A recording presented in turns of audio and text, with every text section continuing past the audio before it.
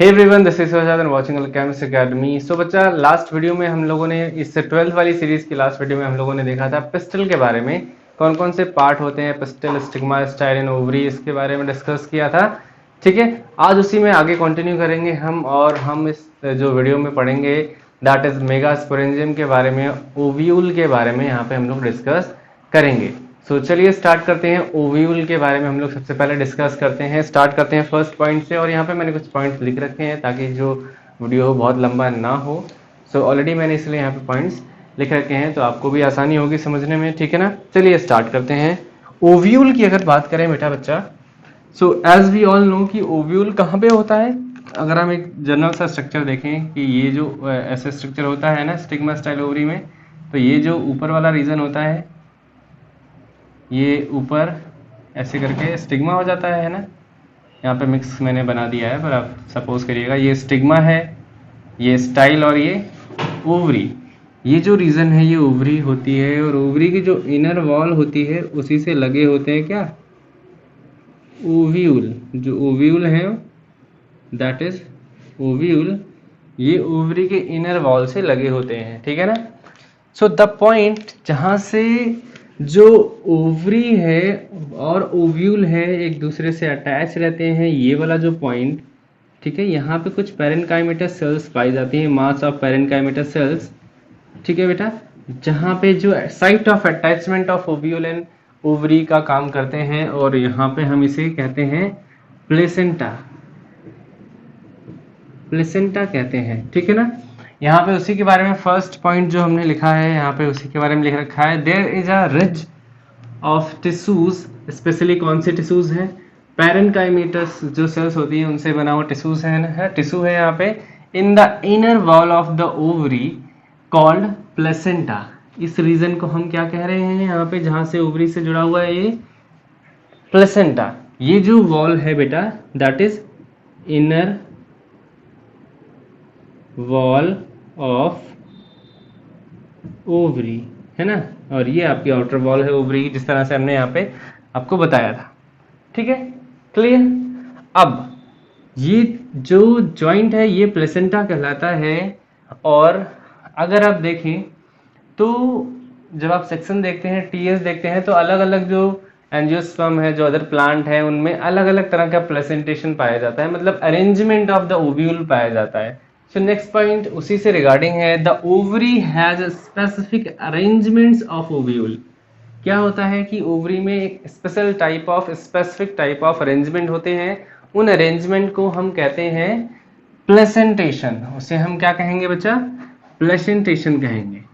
For example यहाँ पे मैंने कुछ लिख रखे हैं, free central placentation, parietal placentation, marginal placentation, है ना।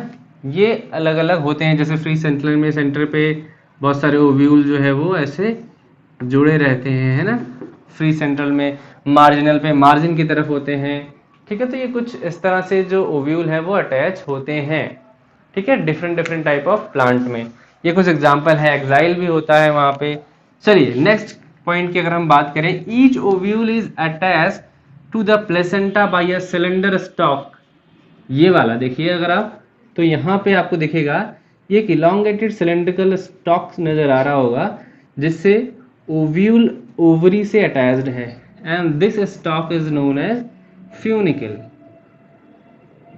इस स्टॉक को हम क्या बोलेंगे बच्चा, फ्यूनिकल बोलेंगे। This stalk is known as funicle. Next point यहाँ पे है, the point of attachment of the body of the ovule, it means this point. यहाँ पे हम बात कर रहे हैं the point of the attachment of the body of the ovule and the slender stalk, जहां से ये दोनों आपस में जुड़े होते हैं, that point is known as hilum. इस पॉइंट को हम क्या कहते हैं यहाँ पे, हाइलम नाम देते हैं। क्लियर है। आई होप आपको ये पॉइंट क्लियर हो गए हैं। एक बार फिर से रिवाइज कर लेते हैं। So there is a ridge of tissues, यहाँ की बात कर रहे हैं हम लोग, in the inner wall of the ovary there is a ridge of tissues. हम इसे पैरेन्काइमेटस सेल्स कह सकते हैं सिंपली। ठीक है, जहां से एक सिलेंडर स्टॉक के थ्रू जो ओव्यूल है वो अटैच होता है, and that part is known as placenta. The slender stalk is known as funicle, and the point of attachment of the funicle to the ovule और body of the ovule is known as hilum. ठीक है, आपको ये clear हो गया होगा। यहाँ पे अरेंजमेंट ऑफ द ओव्यूल की अगर हम लोग बात करें तो बहुत सारे होते हैं, एक्साइल है, पेराइटल है, फ्री सेंट्रल है, मार्जिनल है ना, ये कई तरह के जो आपके अरेंजमेंट है वो नजर आते हैं। चलिए अब नेक्स्ट पॉइंट की तरफ हम लोग बढ़ते हैं। द ओव्यूल और ईच ओव्यूल, स्पेशली अगर हम बात करें जो एनाट्रोपस ओव्यूल होते हैं, टाइप ऑफ ओव्यूल मैं एक सेपरेट वीडियो में आपको बताऊंगा। ठीक है, तो अगर हम ओव्यूल की बात करें तो जो एनाट्रोपस यानी कुछ ऐसा दिखने वाला जो ओव्यूल होता है उसकी हम लोग बात कर रहे हैं, have a part of funicle. जो फ्यूनिकल है उसमें जो फ्यूनिकल है बेटा वो रिड्यूस हो जाता है, ये मैंने यहाँ पे थोड़ा सा बना दिया है ताकि आपको पता चले। बट जो फ्यूनिकल है वो क्या होता है, इसमें रिड्यूस्ड फॉर्म में पाया जाता है। ठीक है ना, तो इसकी अगर हम बात करें, have a part of a funicle remain attach to beyond the hilum. Hilum के पास आप देखेंगे फ्यूनिकल जो आगे यहाँ पे चला गया है ना, ये हाइलम है और हाइलम के पास भी आपको यहाँ पे फ्यूनिकल, ये जो लाइन आपको डॉट डॉट डॉट वाली दिख रही है ये नजर आ रहा होगा, है ना। दिस पार्ट, इस पार्ट को हम लोग कहते हैं, this part that is remain of the funicle is known as रैफी।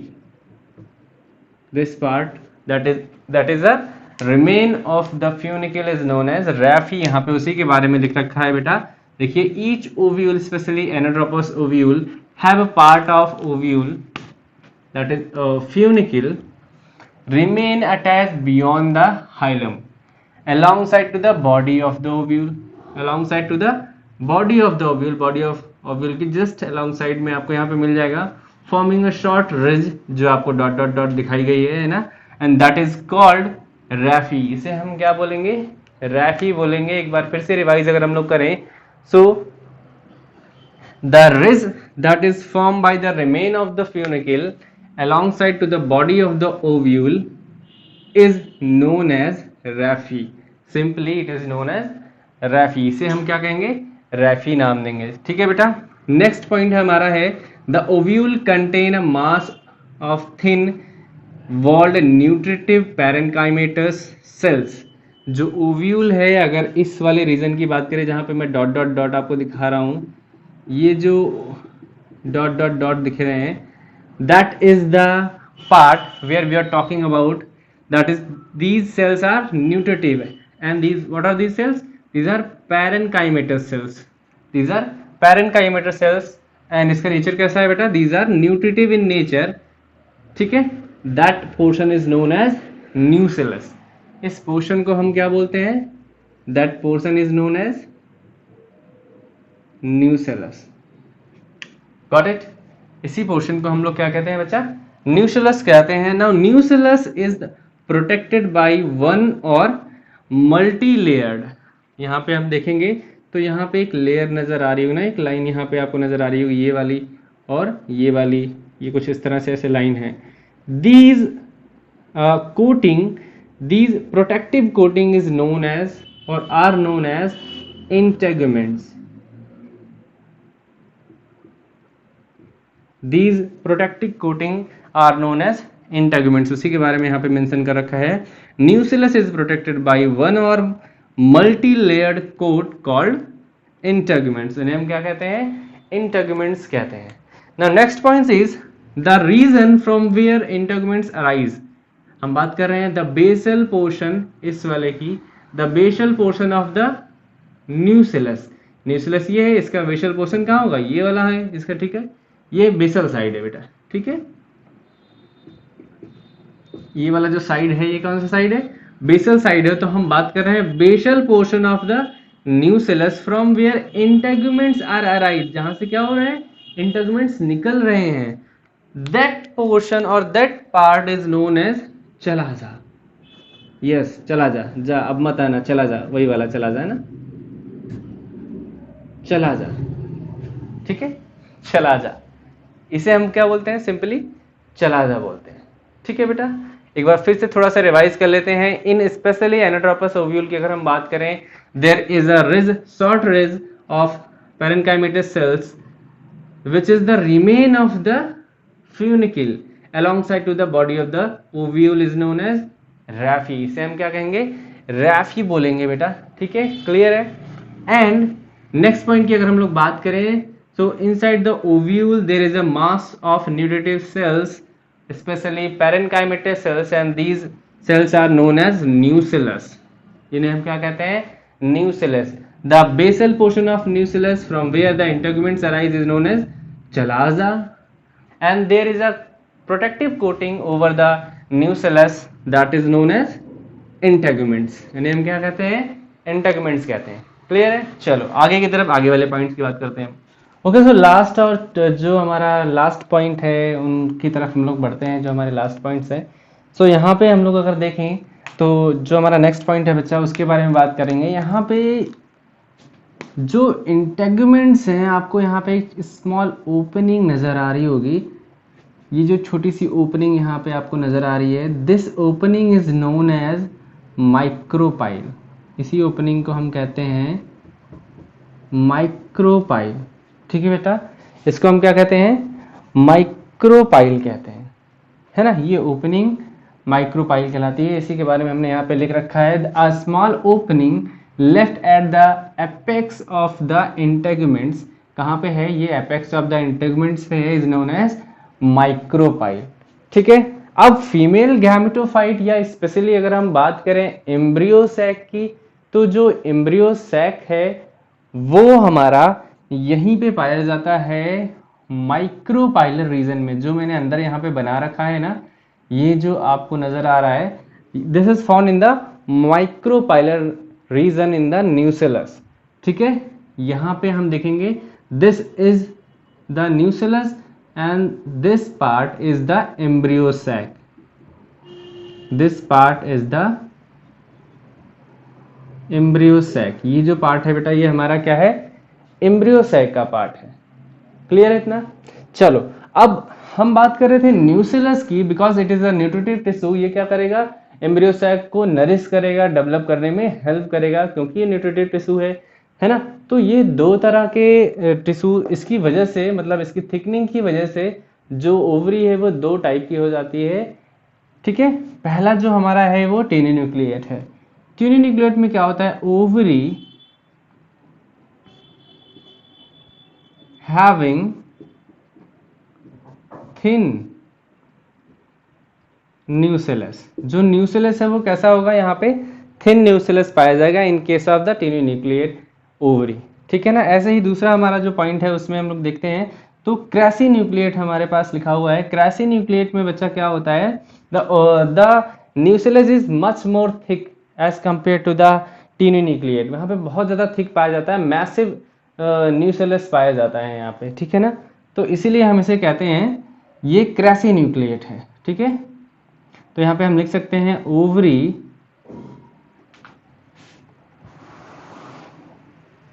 having thick or massive nucellus. ठीक है. तो यहाँ पे हमारे दो टाइप थे. कौन कौन से? टेनिन्यूक्लिएट, जिसमें जो हमारा न्यूसेलस है वो बहुत थिन होता है, और इनके साथ क्रासी न्यूक्लिएट जो हमारा न्यूसेलस है वो कैसा होगा? थिक न्यूसेलस होगा. ठीक है ना. अगर इस पॉइंट्स को हम फिर से रिवाइज करें, एक बार देखते हैं, तो हम बात कर रहे हैं the opening left at the apex of the integument is known as micropyle, and in this region the female embryo sac, या फिर हम बात कर रहे हैं फीमेल गैमेटोफाइट की, ये इसी रीजन में प्रेजेंट होता है इन द न्यूसेलस. ठीक है. इसके पार्ट क्या क्या होते हैं इसको आगे हम लोग डिस्कस करेंगे, क्या क्या चीजें हैं. फिलहाल हम लोग इसको रिवाइज करते हैं. ठीक है ना. यहाँ पे उसी के बारे में मैंने लिख रखा है, फीमेल गैमेटोफाइट और embryo sac is embedded in the micropylar region. ठीक है, ऑफ द न्यूसेलस.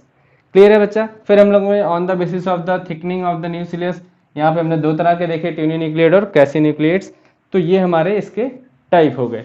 नेक्स्ट पे हम लोग देखेंगे बेटा जो हमारा फीमेल गैमेटोफाइट है उसके स्ट्रक्चर के बारे में डिस्कस करेंगे, एंड देन फिर हम लोग डिस्कस करेंगे जो हमारा मेगास्पोरोजेनेसिस है उसके बारे में. ठीक है.